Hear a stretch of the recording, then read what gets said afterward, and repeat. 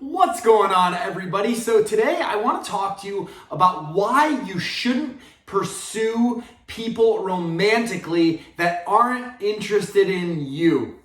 So let's dive right into this topic. This is a topic I'm really excited to talk to you guys about because I see way too many guys and way too many girls trying to attract someone that is not attracted to them.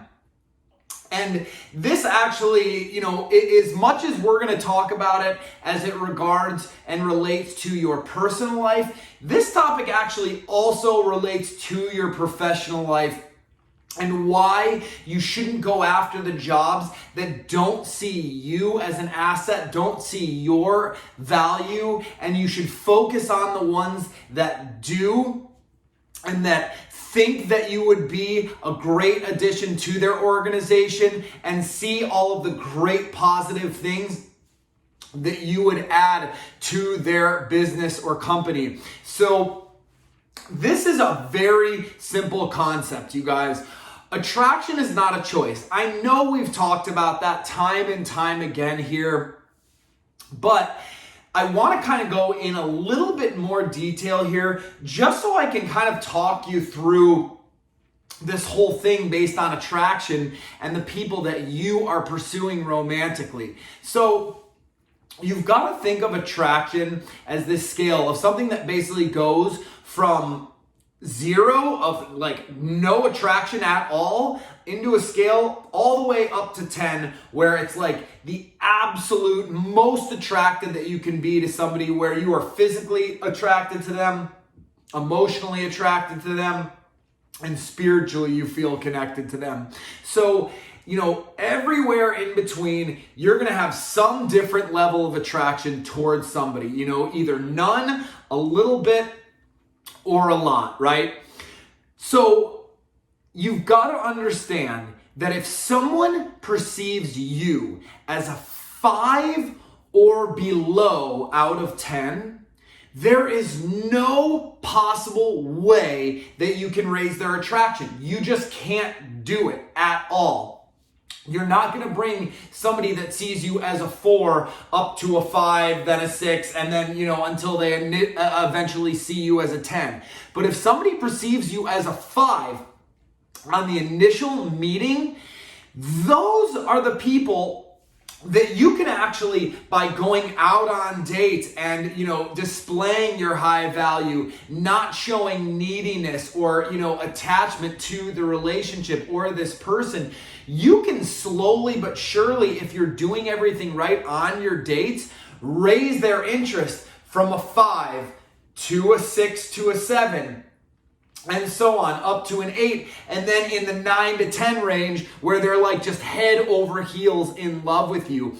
But all too often, I'm seeing you guys and you girls going after either, a girl who is just like, sees you as a 5 or below, or, for the women who are dating men, going after guys who are just not interested in you. And perhaps, listen, you may be a girl and you may have let yourself be vulnerable one night, if you met somebody while you were out, and perhaps you even went home with them and, you decided to sleep with them.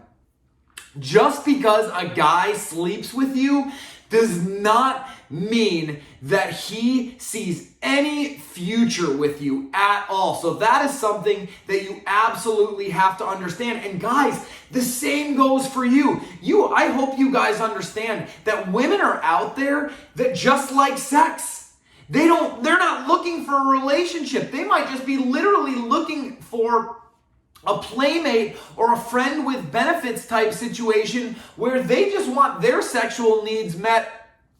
And, the next day they just want to go home, go about their life, and be on with their life. There are a ton of people who can completely, detach themselves from the act of engaging with sex, before letting any type of emotions come into play. So, I know that most of you guys think that most girls, once you have sex with them, like, oh my God, they've given their body to me and they're just going to be head over for heels to me. That's not always the case. That is the case when a girl already likes you and she is just kind of validating her feelings that she already has, or the love she already has for you through sharing the act of sex with you. But again, that does not mean that is every case.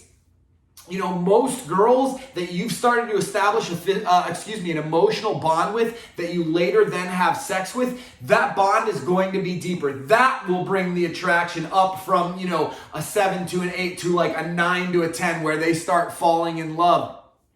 But for you guys or girls who are going after these people who literally, maybe you guys just had sex, or you had one date, or you hooked up one time, or you guys met and you're like, you see a future with this person, you thought the date was great, but they didn't think that was the case, you're never going to be able to raise their interest. So the point of this, and why I'm harping on this so hard, is I want you guys focusing on the people who want you. The last thing you want to do is get yourself involved with a partner who is like not head over heels for you, because it's going to change the dynamic of the relationship. If you're dating somebody who's not head over heels for you, they're not going to be flirting you, they're not going to be complimenting you, they're not going to be reminding you, that they're thinking about you throughout the day. Those are the butterflies, those are the things we want to feel, you guys. So you want to feel wanted, you want to feel desired. That is the best part of getting into a relationship, besides the growth and helping one another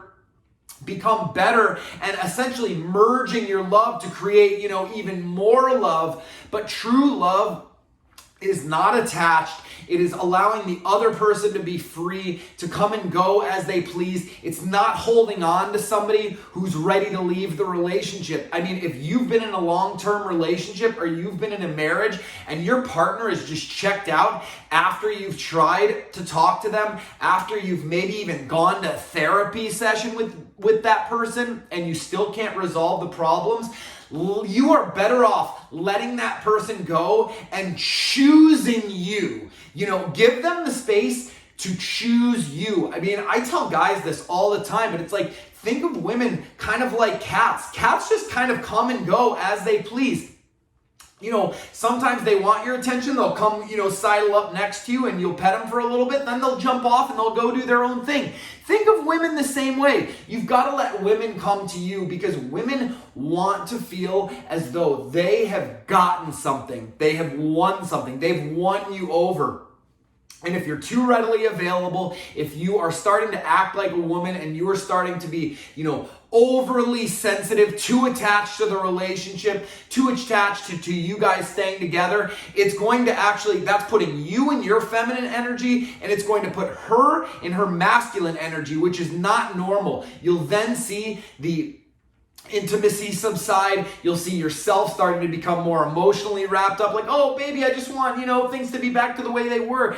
Then you're going in your feminine energy, which puts her in her masculine energy. It creates no polarity for those of you who, identify as men and have a masculine essence, with those, of your girls who are feminine and they identify with the feminine essence. And again, this can work any number of different ways. You might be a girl that has a masculine essence, or a guy that has a feminine essence. It's all about keeping things as polar opposites, because those are what are going to create the attraction. If you start acting like a girl as a guy, it's going to drive your girl away.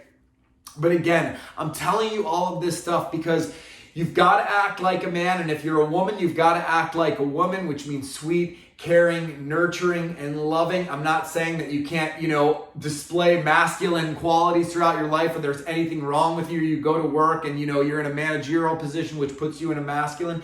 As long as you're not bringing that home, to your husband, and then, acting, super masculine within the relationship. As long as your husband is, a masculine guy, then that will work. Again, if you are, maybe a feminine woman and you're dating a feminine guy, maybe you being in your masculine is actually better for the relationship. But Again, I'm really telling you guys all of this because this relates back to you going after the people who are interested in you, letting go of the ones who really aren't, and focusing on, listen, the dating process is about raising someone's interest.